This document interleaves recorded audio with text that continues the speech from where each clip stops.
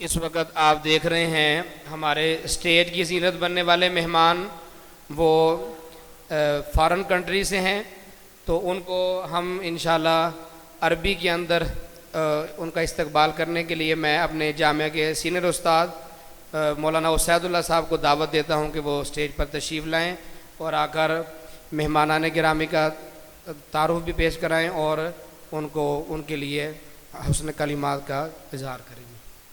अस्सलामु अलैकुम व रहमतुल्लाहि तआला व बरकातुहू।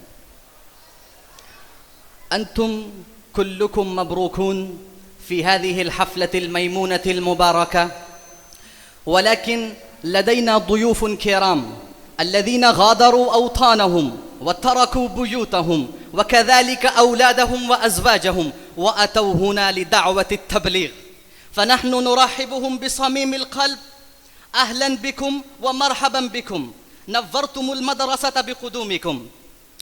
वकज़ालिक उक़द्दिमु फ़ी हदरातिहिम الأبيات، وهذه الأبيات قدمها الشيخ مولانا طارق جميل أستاذي الكريم في حضرة الشيخ السديس عندما جاء في باكستان، فأنا كذلك أقدم تلك الأبيات في حضراتكم.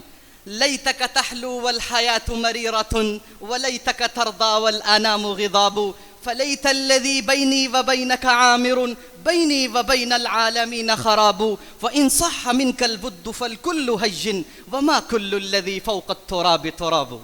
شكرا بمجيئكم. والآن نعود إلى العربية.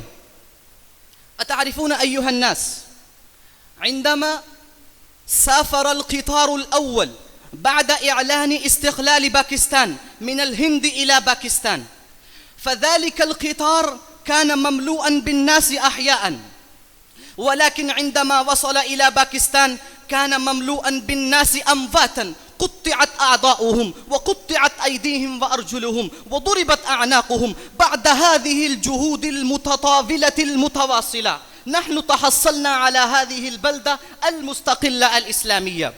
فلبيان تلك الأضحيات الجليلة وكذلك أهمية باكستان أريد أن أدعو طالبا من الدرجة الأولى اسمه محمد حسنين ليتقدم هنا ويلقي علينا خطبة جميلة. محمد حسنين من الدرجة الأولى.